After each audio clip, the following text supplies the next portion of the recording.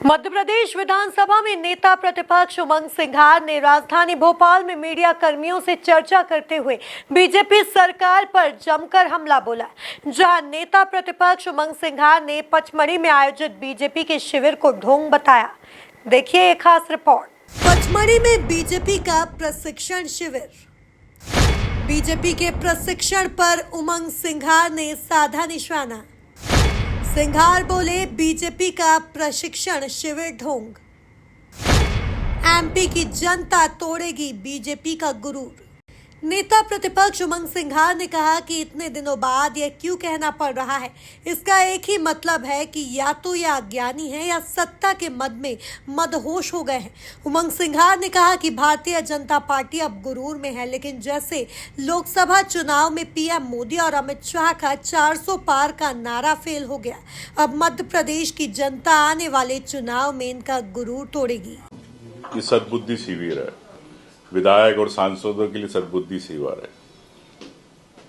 तो आज सद्बुद्धि क्यों दी जा रही है?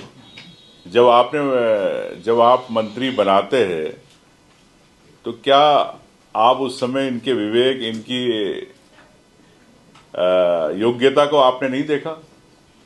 क्या आपने जब विधायक की टिकट दी, जब आपने इनकी योग्यता नहीं देखी?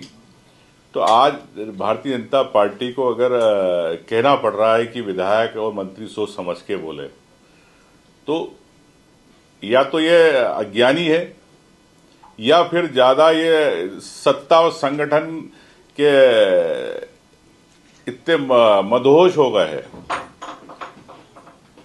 कि इन्हें एक छोटा जनता जो है, प्रदेश की जनता, मैं समझता हूं कि उनकी भावनाओं से ऊपर होकर भारतीय जनता पार्टी जो बात कर रही है, और भारतीय जनता पार्टी अब गुरूर में है, सत्ता के गुरूर में। लेकिन जिस प्रकार से गए लोकसभा चुनाव में मोदी, अमित शाह और भारतीय जनता पार्टी का 400 पार का नारा था, लेकिन क्या स्थिति बनी? अल्पमत में सरकार बनाना पड़ी। तो ये मध्य प्रदेश की जनता आने वाले चुनाव में ये गुरूर तोड़ेगी, और मैं समझता हूं कि जब ही भारतीय जनता पार्टी को असली सद्बुद्धि का शिविर मध्य प्रदेश में 2028 में लगेगा, आम जनता इनका सद्बुद्धि का शिविर लगाएगी और परिवर्तन करेगी। नेता प्रतिपक्ष उमंग सिंघार ने भाजपा के शिविर में आरएसएस के प्रशिक्षण पर भी सवाल उठाते हुए कहा कि उन्हें अपने नागपुर मुख्यालय पर तिरंगा लगाने में 50 साल क्यों लग गए। आरएसएस में अब तक एसटी एससी वर्ग के किसी व्यक्ति को कभी सरसंघ चालक क्यों नहीं बनाया गया? आरएसएस इन बातों का जवाब दे। देखिए, आरएसएस के पदाधिकारियों से मैं यही कहना चाहता हूं कि पहले आप इतने सालों के बाद आपने नागपुर में झंडा लगाया, आपने देश बताया कि हम भी देश के नागरिक हैं और देश का झंडा की हम सम्मान करते हैं, लेकिन 50 साल क्यों लग गए आरएसएस को झंडा लगाने में नागपुर में? आरएसएस से ये पूछना चाहता हूं कि आप ये प्रदेश में जिस प्रकार से ओबीसी, एसटी, एससी, माइनॉरिटी, अन्य का बाहुल्य है, तो क्या यहाँ के नेता जो एसटी, एससी के हैं, चाहे ओबीसी के हो चाहे माइनॉरिटी के, आप उनको क्यों नहीं तवज्जो देते? और मैं सर संचालक से पूछना चाहता हूं कि आपने कौन से एसटी, एससी के अंदर किसी को आज तक बनाया? इतने जब से आपका आरएसएस बना है, कौन सा सर संचालक बना, बताएं। आप इनके वोट तो लेना चाहते हो मध्य प्रदेश में आके नागपुर से, लेकिन आप इनकी बात नहीं करना चाहते हो। आपकी सरकार केंद्र में बैठी है, शिविर की में कई नेता मंत्री आ रहे, केंद्रीय मंत्री, तो क्या वहां से पैसा आ रहा? जल जीवन मिशन में जो घोटाला, इस पे क्या भारतीय जनता पार्टी, जो आम जनता को पानी नहीं मिल रहा, त्राही त्राही हो रहा, पूरा गर्मी की स्थिति बनी है, तो क्यों नहीं पानी मिल रहा?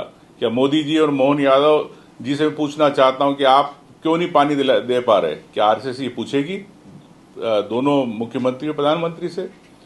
क्या आरएसएस ये पूछेगी कि किसान की आय दुगनी हुई कि नहीं हुई देश में, प्रदेश में? क्या आरएसएस पूछेगी?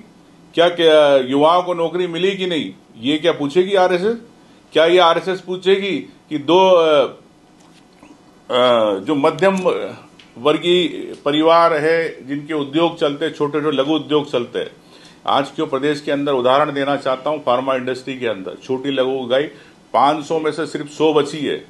तो क्या आरएसएस पूछेगी क्यों लघु उद्योग यहाँ प्रदेश में खत्म होते जा रहे हैं? तो मैं समझता हूँ कि सिर्फ आरएसएस धर्म की बात करती है, डिवाइड एंड रूल की बात करती है, सिर्फ चुनाव में जय जय सियाराम की बात करेंगे और धर्म के में लोगों को बांटेंगे। लेकिन मैं ये कहता हूं कि इस धर्म में सबकी आस्था है। आप विकास की बात कीजिए, आप महंगाई की कैसे कम हो इसकी बात करें। मैं समझता हूं कि इस शिविर से कोई नई बात निकले और ठीक है, नहीं तो यही धर्म का पाठ पढ़ा के सबको भेज दिया जाएगा क्षेत्र में काम करने। ये है बीजेपी के शिविर की एजेंडा। कांग्रेस के संगठन सृजन अभियान के बारे में बोलते हुए उमंग सिंघार ने कहा कि एआईसीसी के पर्यवेक्षक जगह जगह जा रहे हैं, कार्यकर्ताओं में बहुत उत्साह है, वो खुश है, उनसे बंद कमरे में खुले में मंच पर सब जगह बात हो रही है और यही राहुल गांधी जी का उद्देश्य है कि आम कार्यकर्ता की बात शीर्ष नेतृत्व तक पहुंचे। इसमें पूरी कांग्रेस पार्टी जुटी है और 1 महीने के अंदर आपको नई कांग्रेस देखने को मिलेगी। Bureau report, MP news, Bhopal.